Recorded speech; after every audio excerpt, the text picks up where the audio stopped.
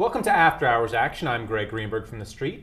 While it was a rough day for Cisco, the tech giant's troubles didn't hold back the broader market, which was energized by Janet Yellen's comments that the economy continues to need the Fed's support. Let's wrap up the market. The S&P 500 closed up 9 points to 1791, while the Dow finished up 55 to another record high. The Nas was up 7 points to 3973, and it did it without Cisco, which dropped 11% after posting first quarter revenue that missed Wall Street estimates.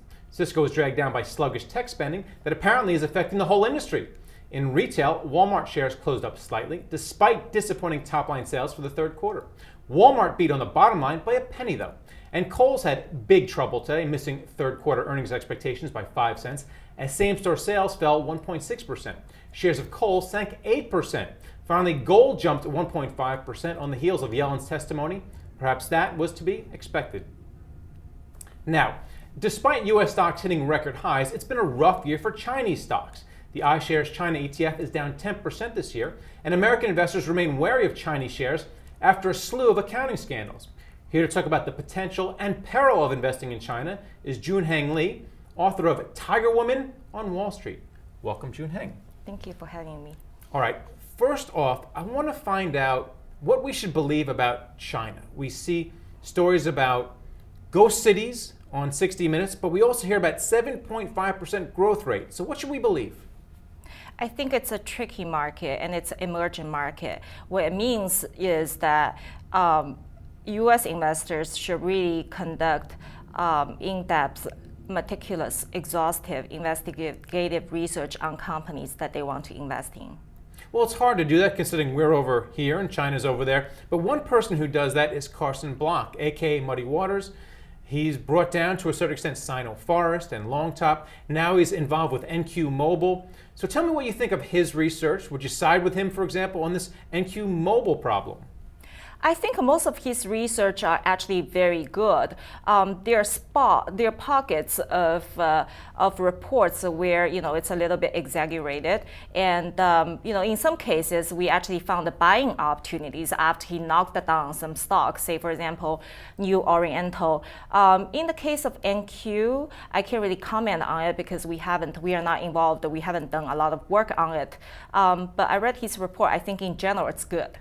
And in general, you think investors should avoid Chinese shares because of the accounting? That's one thing we keep hearing is you have to watch out for Chinese accounting. What do you think? I think, accounting irregularity is a big concern, corporate governance, and that's why you see the disconnect between the GDP performance and the stock market performance.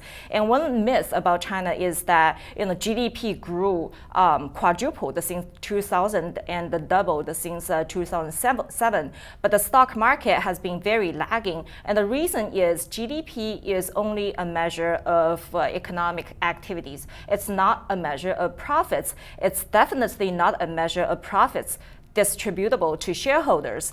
So in the case of weak corporate governance and a poor protection to minority shareholders, which is effectively all American investors, that's why you see the disconnect. What about the big scandal, or at least the New York Times thinks it's a scandal, about JP Morgan hiring the so-called princelings, the sons and daughters of party members, for key posts to get business? Do you think that's as big a deal as the New York Times is making it out to be?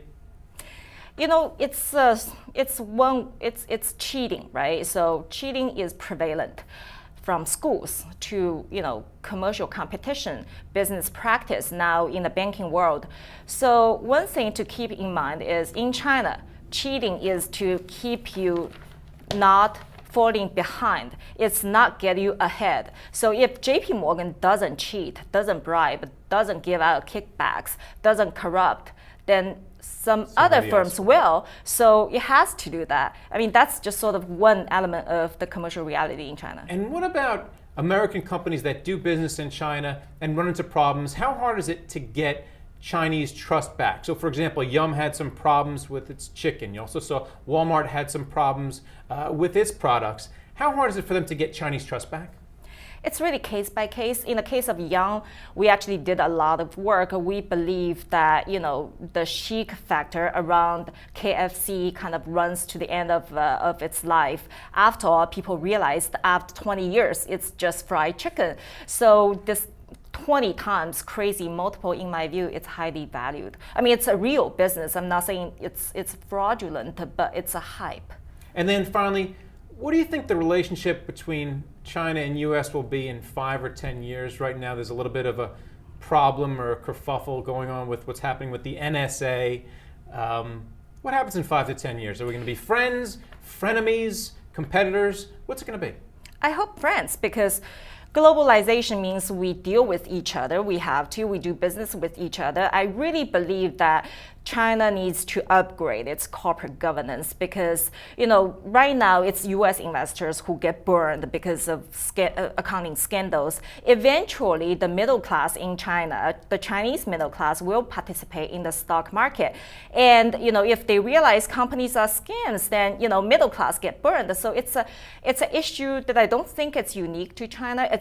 It's prevalent among emerging markets, but there's some catch-up work to do, and China eventually, I hope it will get to the global standard. All right, I hope so as well. Thank you, Junheng. And thank you for watching After Hours Action on the Street. From New York, I'm Gregg Greenberg.